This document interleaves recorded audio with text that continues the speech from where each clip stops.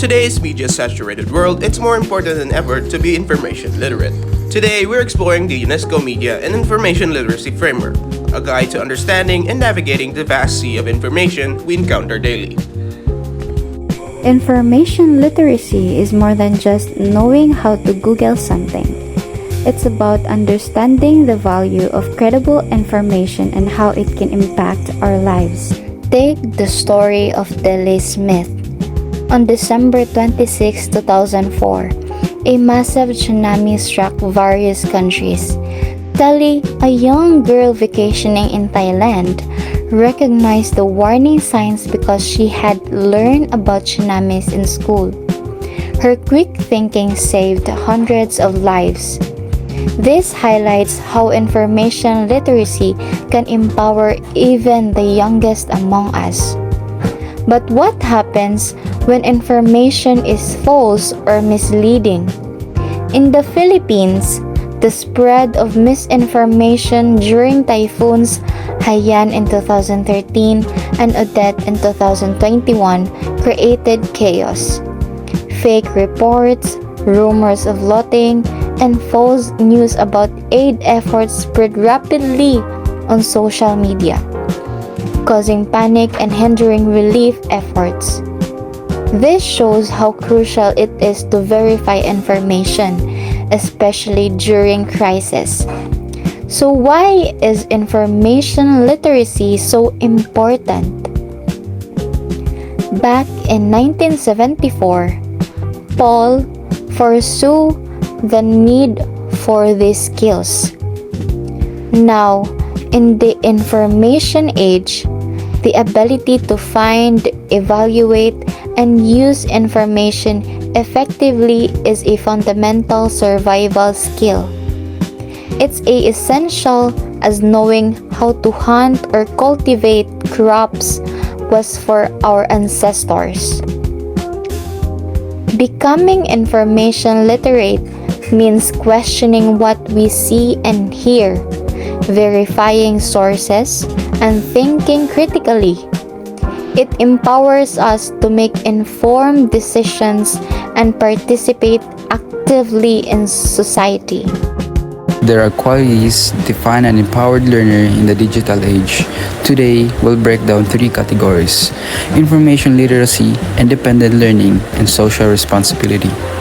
Well, according to our framework, an information literate student has three main strengths. First, they access information efficiently and effectively. In other words, they know how to find what they need quickly and from reliable sources. Next, they evaluate information critically and competently. They don't just accept everything they see. They analyze, check for a bias, and verify accuracy. And finally, they use information accurately and creatively. This means that they can apply what they've learned in innovative ways, while still staying true to the facts. Now that we've covered information literacy, let's move on to independent learning. This category focuses on how students take charge of their own growth. An independent learner also shows three important qualities. First, they pursue information related to personal interest. They take the initiative to explore topics that genuinely interest them. Second, they appreciate literature and other creative expressions of information. Whether it's through books, art, or media, they understand and value the many ways knowledge can be shared. And lastly, they strive for excellence in information seeking and knowledge generation. They don't stop at what's given, they dig deeper, always eager to learn more and contribute fresh ideas. Finally, let's talk about social responsibility. This is all about how we use what we know to make a positive impact. A socially responsible student demonstrates three habits. To start, they contribute positively to the learning community and to society, recognizing how important information is to the democratic world. Next, they practice ethical behavior when using information technology. They respect privacy, avoid plagiarism, and use digital tools responsibly. And finally, they participate effectively in groups to pursue and generate information. They know that teamwork and shared ideas lead to stronger results.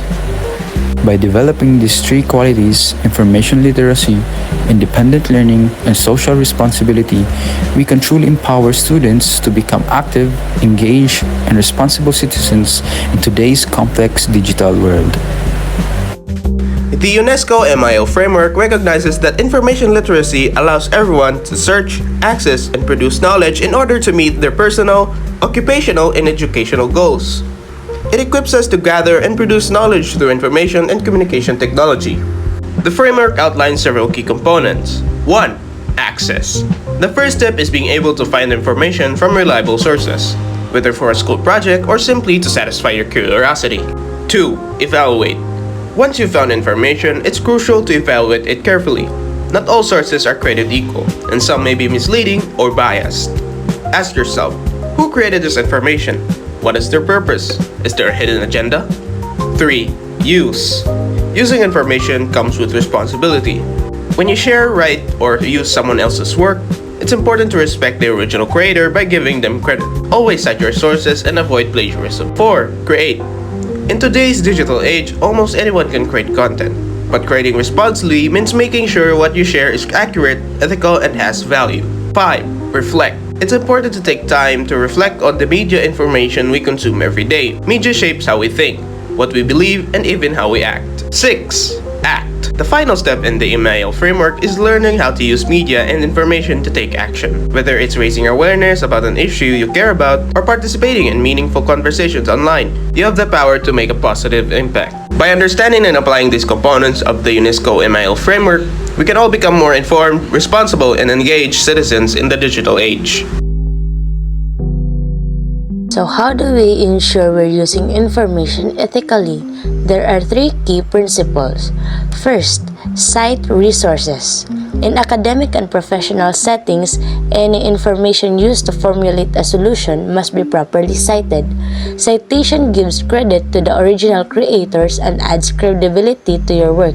It shows that your findings aren't based on hearsay but on solid, verifiable sources. Second, paraphrase content and cite. Using others' work isn't wrong, as long as you paraphrase and cite correctly. Paraphrasing involves rewording text while maintaining the original thought or message. Always give credits where it's due. Third, and last, avoid plagiarism. Plagiarism is a serious offense. It's essentially stealing ideas and information without giving proper credit. Avoid it by citing sources, paraphrasing correctly, and using quotation marks when directly quoting someone. Now, let's talk about why information literacy is so important.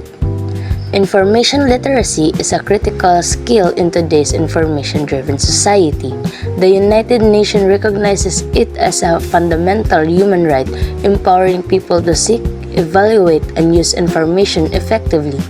It's closely linked to media technology literacy, promoting critical thinking, creativity, and ethical information practices. The framework for information literacy outlines 6 essential competencies for the optimal utilization and creation of information.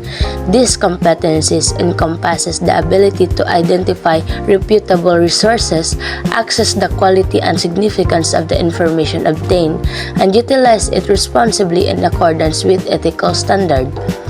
It underscores the significance of producing materials that is precise and substantial, while completing the impact of media and information in human cognition and behavior.